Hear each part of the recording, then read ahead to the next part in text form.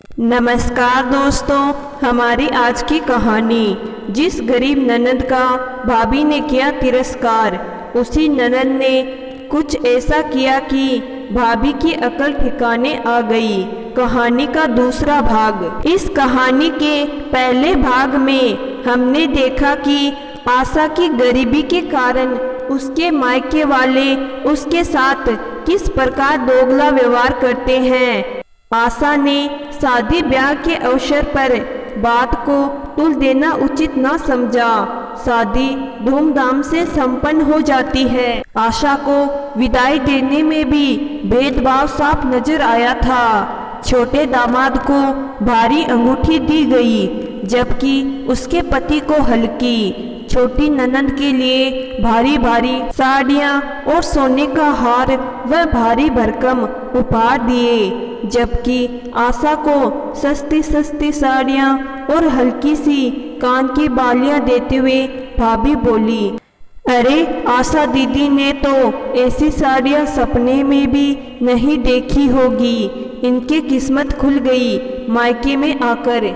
इतना कहकर भाभी और देविका दोनों हंसने लगी। शादी के बाद सब अपनी अपनी दिनचर्या में वापस लौट आते हैं। कुछ दिनों बाद छोटी बहन देविका के पास निधि भाभी का फोन आता है।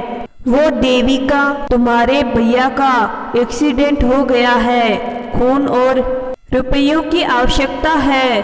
तुम ही शहर के सबसे पास रहती हो, इसलिए पीयूष जी को लेकर जितनी जल्दी हो सके आ जाओ। मैं बहुत अकेली पड़ गई हूँ, भाभी ने आत्मीयता के साथ कहा। देविका ने अपने पति से बात की। उन्होंने बिजनेस में जरूरी काम का बहाना बनाते हुए जाने से इनकार कर दिया। तुम्हारे अकेले जाने से क्या भैया ठीक हो जाएंगे? 2-4 दिन बाद साथ चले जाएंगे। ऐसा कहकर उसने देविका को भी जाने से मना कर दिया। तभी देविका बोली, भाभी आपको तो पता ही है मेरी तबीयत कुछ दिनों से ठीक नहीं है, इसलिए मैं अपना खून नहीं दे सकती और इन्हें भी कोई जरूरी काम है, हम दोनों नहीं आ सकते। इतना कहकर उसने फोन काट दिया। निधि भाभी का मन बहुत घबरा रहा था। वह ऑपरेशन रूम के बाहर अकेली चिंता में इधर उधर चक्कर काट रही थी कि तभी आशा और उसके पति आलोक जी पहुँचते हैं। आशा भाभी के गले लग रोने लगती है। भाभी, यह अचानक क्या हो गया भैया को? कल रात तक तो सब ठीक था, सुबह ऑफिस जा रहे थे तभी इनका एक्सीडेंट हो गया। मैं तुरंत पड़ोसियों की मदद से उन्हें हॉस्पिटल ले आई। डॉक्टर ने उनकी हालत बहुत खराब बताई है और ओ पॉजिटिव खून चाहिए और ऑपरेशन के लिए 50,000 रुपये मांगे हैं। तभी आशा ने अपने भाई को खून दिया और निधि भाभी के हाथ में 50,000 रुपये रखते हुए कहती है, जल्दी जल्दी गहने बेचकर बस इतने का ही इंतजाम कर पाए, रख लीजिए, इलाज में काम आएंगे।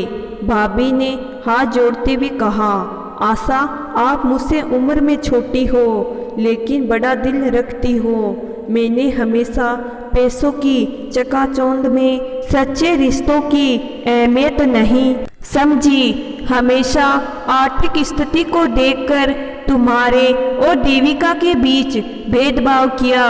इसके लिए मैं बहुत शर्मिंदा हूँ और आप सब कुछ जानते हुए भी बड़ा दिल रख मुश्किल घड़ी में मुझे संभालने आ गई।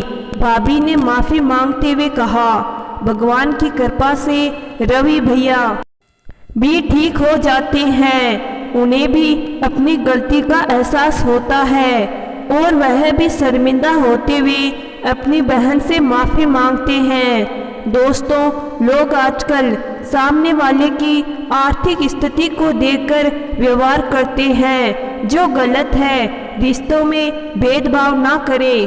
तो दोस्तों, मैं आशा करती हूँ कि आज की कहानी आपको ज़रूर पसंद आई होगी। कहानी पसंद आई है तो कहानी को लाइक और चैनल को ज़रूर सब्सक्राइब करिएगा। धन्यवाद।